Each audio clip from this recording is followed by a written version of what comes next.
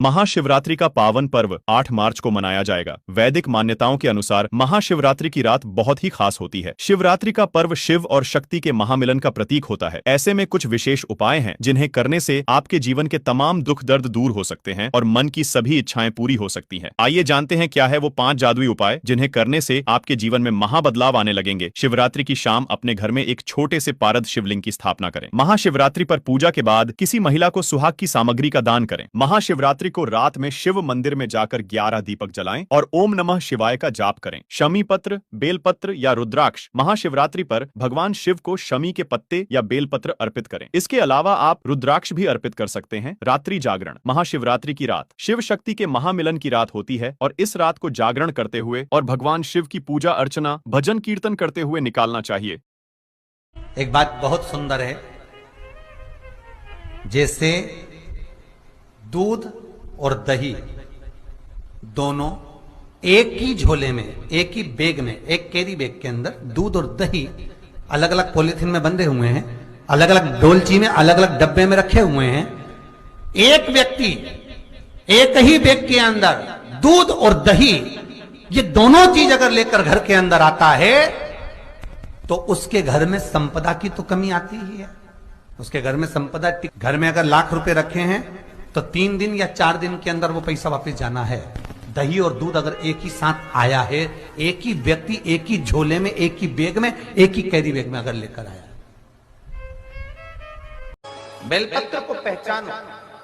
किसी के कहने पर यह नहीं कि उसने कह दिया कि 1.25 लाख बेलपत्र चढ़ाओ तो हम 1.25 लाख चढ़ा रहे हैं। किसी ने कह दिया 1.25 लाख बेलपत्र लाने से पहले मेरा एक निवेदन है। जो 1.25 लाख बेलपत्र चढ़ाने का संकल्प लेते हैं उनसे निवेदन है, क्या आपने 1.25 लाख वृक्ष लगाए बेलपत्र के, तब तो आप चढ़ाने के हकदार हो गए। मालूम पड़े बेलपत्र तोड़ कर लिया और समर्पित कर दिया तो उसका सुख नहीं है। 1.25 लाख आज तारा बाबा की कुटिया में इतने सारे पेड़ लगाए गए, पौधे लगाए गए, वृक्षारोपण किया गया, कोई आया उसको तोड़ दे, उसको उखाड़ कर ले जाए, अच्छा लगेगा क्या अपने को? नहीं। तुमने लगाया कितना, तुमने दिया कितना, तुमने करा कितना। बाबा की कुटिया में आकर तुमने कभी एक वृक्ष लगाया? बाबा की कुटिया में आकर तुमने कभी बेल वृक्ष लगाया? बाबा की कुटिया में आकर तुमने कभी बेल का वृक्ष का आनंद पाया? 5 का सिक्का, 10 का सिक्का, जो तुम्हारे पास सिक्का पड़ा हो वो सिक्के को हथेली में लेकर कुंदकेश्वर महादेव का नाम लेकर उस कटोरी में डाल दीजिए और उस जल को नैनों से लगाकर आप काम के लिए निकल जाइए, वो काम आपका सफल हो। शिव महापुराण की कथा कहती है, जो तुम्हारे सामने भोजन आया है उसको इतने प्रेम से पाना, इतने प्रेम से पाना कि तुम्हारे चेहरे पर चमक आ जाए। भले तुमको वो भोजन पसंद नहीं आया, भले वो भोजन में स्वाद नहीं है, पर तुम्हारे प्रसन्नता के साथ खाना। क्योंकि जिस प्रसाद को हम पाते हैं, जिस भोजन को हम करते हैं, उस समय पर हम जैसे अपने मन में अनुभव करते हैं, भोजन पहुंचने के बाद हमारी इंद्रियों को उसी तरह का बल प्रदान करता है। इसलिए कभी भी भोजन करते समय आंसू बहाते समय भोजन ना करें, रोते रोते भोजन ना करें, क्रोध करते करते भोजन ना करें। शिव महापुराण की कथा तो यहां तक कहती है कि तुम्हारे सामने टीवी चल रही है तो टीवी को बंद करो फिर भोजन करो।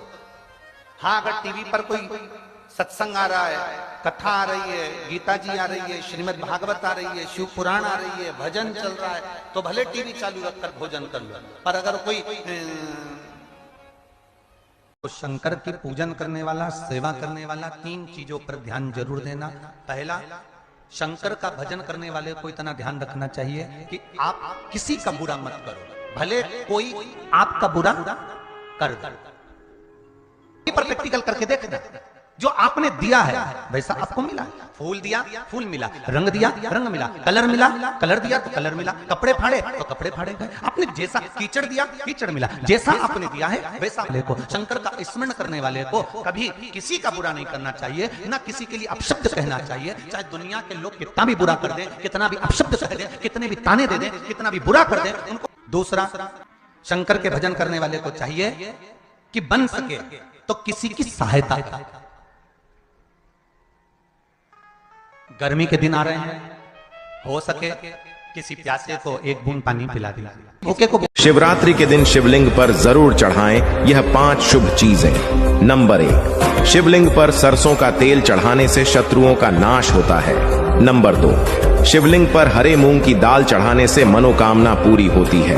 नंबर 3, शिवलिंग पर चने की दाल चढ़ाने से भाग्य में वृद्धि होती है। नंबर 4, शिवलिंग पर काले उड़द की दाल चढ़ाने से शनि का प्रभाव कम होता है। नंबर 5, शिवलिंग पर लाल मसूर की दाल चढ़ाने से कर्ज से मुक्ति मिलती है। भगवान शिव के सभी सच्चे भक्त कमेंट में हर हर महादेव अवश्य लिखें। शंकर भगवान जब जब परीक्षा लेते हैं बड़ी विचित्र लेते हैं। पशुपतिनाथ का व्रत करने गए, 6 दिए नीचे रखे, भूल से 6 ही जला दिए। पशुपतिनाथ का व्रत करने गए, मालूम पड़ा घर में माचिस छूट गई और मंदिर में माचिस मांग कर अपने दिए को जला रहे हो, व्रत नहीं लग सकता, व्रत नहीं लग सकता। शिव महापुराण में पशुपतिनाथ के व्रत में तो यहां तक लिखा है कि अगर बेटी मायके में पशुपतिनाथ का व्रत कर रही है तो ससुराल में जिस घर में उसको दिया गया है, कन्यादान हुआ है, उस घर के अन्न से या उस घर के धन से पशुपतिनाथ का व्रत करे। मायके के अन्न और धन से पशुपति व्रत भी नहीं होगा। आप किसी के यहाँ रिश्तेदार में गए हो, शिव महापुराण की कथा में पशुपतिनाथ के व्रत का विधान बताया कि आप किसी के घर में गए हो और आपका पशुपति व्रत है, तो शिव पुराण की कथा कहती है शादी में गए, फंक्शन में गए, कहीं कार्यक्रम में गए, आप उस व्रत को मत करो, छोड़ दो, अगले व्रत को करना। पर किसी के यहाँ के अन्न से, किसी के यहाँ के सामान से पशुपति व्रत नहीं करना। कितना सुंदर बात आज लोगों के समझ में आई है। सारे देवताओं को 56 भोग लगता है, मेरे महादेव को नहीं लगता। व्यर्थ की बात, वो उसको जो भोग लगता है तुम वो खा ही नहीं सकते, उसकी चॉइस ही अलग है। शंकर भगवान को भांग प्रिय है, कौन से पुराण में लिखा जी कि शिव जी को भांग, अभी शिवरात्रि आएगी लोग घोटेंगे काली मिर्च मंगवा। लोग कहते हैं शंकर जी भांग पिए थे तो हम भी पिएंगे। हमने कहा शंकर जी तो जहर भी पिए थे, पी लें। यहाँ शिव की होड़ की बात नहीं है, शंकर को समझना बहुत कठिन है हमारा। हम भी नहीं समझे कि शिव है क्या, शंकर क्या। कोई जल्दी बनता है, कोई लेट बनता है, शंकर को जल चढ़ाने वाला एक दिन सेठ जरूर बनता है। हम पहले कहे कोई जल्दी बनता है, कोई लेट बनता है। थोड़ा समय लग सकता है, थोड़ी तकलीफें ज्यादा आ सकती है, थोड़ा कष्ट जिंदगी में आ सकता है, पर एक दिन से अब किसी ने कहा कि दुनिया के लोग कहते हैं कि शिवरात्रि के दिन भगवान शंकर की पार्वती जी के साथ शादी हुई। ये दुनिया के लोग कहते हैं। और यदि जिसने शिव पुराण की कथा अगर अच्छे से सुनी हो और पढ़ी हो तो शिव जी की शादी की जो तारीख है वो ये नहीं है। हमने पहले भी उसका वर्णन, भगवान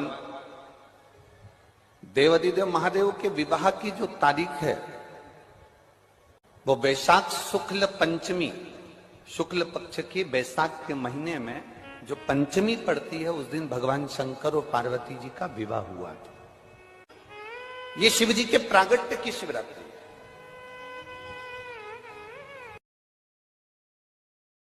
यदि बेलपत्री का पेड़ आपके यहाँ है और मान लो कई लोग बेलपत्री गमले में लगाते हैं या छत के ऊपर लगा देते हैं, बेलपत्री का वृक्ष जो होना चाहिए वो घर के ठीक पीछे के भाग में,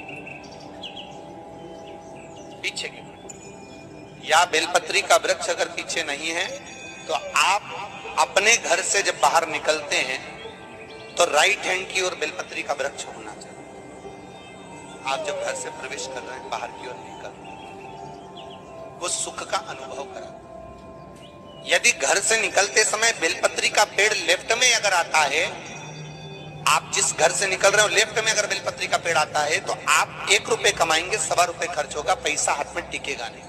घर में 10 लोग भी कमा रहे हैं तो पैसा घर में दिखेगा नहीं, आएगा जरूर, सारे काम होंगे पर टिकेगा नहीं। यदि लेफ्ट में, राइट भाग का बेलपत्र सुख का अनुभव।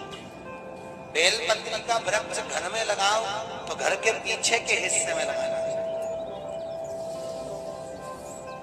और ऐसी जगह नहीं लगाना कि जहां पर बेलपत्र में गंदा पानी जाए। आपको कोई परेशानी हो धन का, पैसे का, तो आपको अगर देखना हो ये बात सच है या नहीं, एक छोटे सी कांच के प्याले में 10 इलायची डाल के अपने सराहने रख के सो के देखो, अचानक आपके घर में पैसे का आगमन बढ़ जाएगा। उस